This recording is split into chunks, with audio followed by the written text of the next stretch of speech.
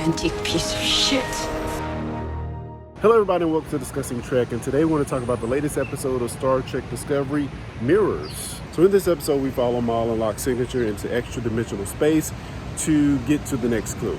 And with that we get a lot of fun, we get a lot of interesting things. Now let's talk about maybe kind of the subplots a little bit and the things I like. First, there's something going on with Culber. Culber is not feeling well, needs to talk some stuff out. They kind of have a little storyline going on there with Culber and Tilly. I think there's going to be more there. I don't think they really fleshed it out enough other than saying that Culber has some things he needs to talk about. Of course, they're going to flesh it out in future episodes. So it's a start to that little storyline. Secondly, we get more of Rayner going back to his command mode. He is back in the captain's chair as Burnham and Book go off into this interdimensional or extra-dimensional wormhole. I thought all of that stuff was good. It was interesting seeing his command style, and even seeing some of the things he's even said to Stamets come back and kind of be played back upon him. That he's not in this alone and that he has a team to work with. I kind of love how, of course, Tilly and Stamets are the verbose type. They're trying to explain every possible situation and every nuance of the situation to Captain Rayner. He doesn't seem to be as much of a scientist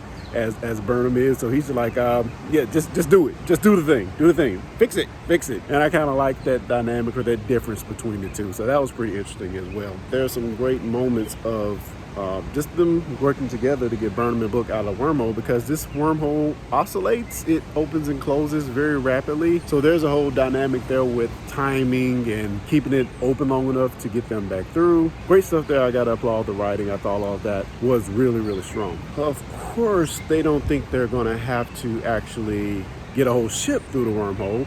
So let's get into that part of the story. In that part of the story, we see Burnham and Book go in, and that Mal and Locke ship is destroyed, but actually they've attached to the next part of the clue, which is within the ISS Enterprise. And with that, we get a whole bunch of cool, interesting things. So there was an uprising in the Terran Empire, and Axis Saru, callback, they made it work. Axis Saru was the one. Now, let me say this. We know that in the Terran Empire, they dined on the ganglia of Kelpians. To see Saru take force and help evacuate after the Empire has been kind of decimated, and he's part of an uprising, part of a rebellion to take this group of people away from the Terran Empire into the Prime Universe.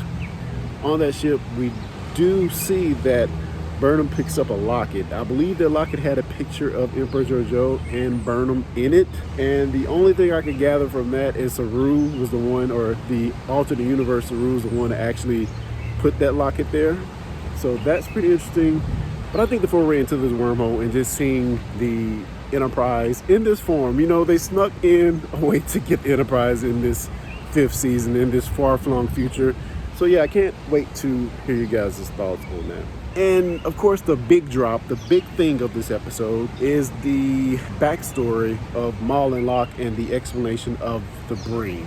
They've been talking about the Breen this whole season. They keep bringing them up. Oh, the Breen Empire. The Breen Empire in the future may be the ones that wreak havoc with this progenitor tech. And we learn that Locke is Breen. I think I heard several people just saying this was the case.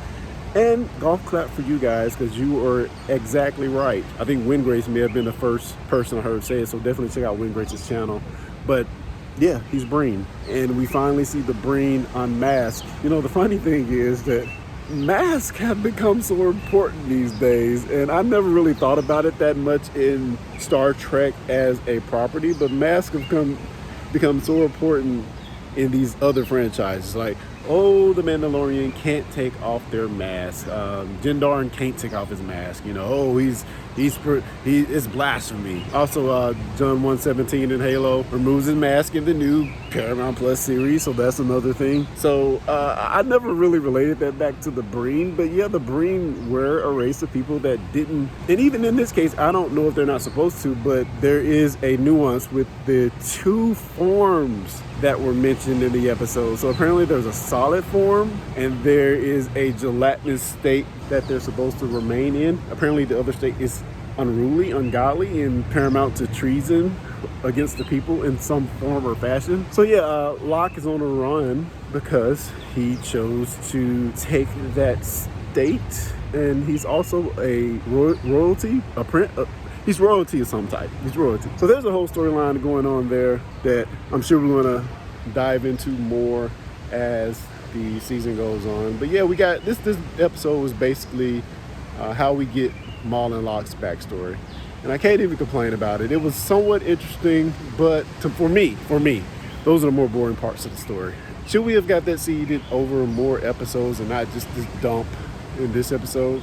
I don't know. Maybe it was good having it all together, but going back and forth with the ISS Enterprise and to their story, I don't know. To me, it just didn't flow well. So finally, did I even mention 3 things? So let me go back and mention my 3 things.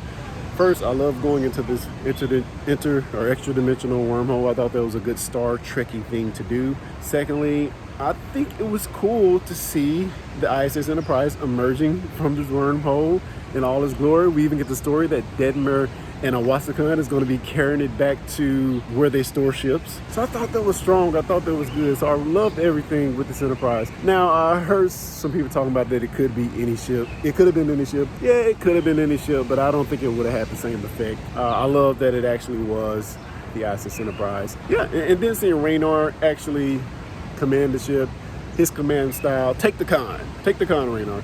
I thought all that was fun. I like his command style, actually. I think it's interesting. He is just a no hose barred, let's get the thing done type of captain. I can't even fuss about that too much. I'm actually on vacation. I'm in Puerto Rico, so I'm sure there's some things I missed there. Tell me what I missed. Let me know. I'm sure I missed some things being on the run here, but overall, I think I enjoyed the episode. What did you guys think? So thank you guys for joining. Until next time, bye.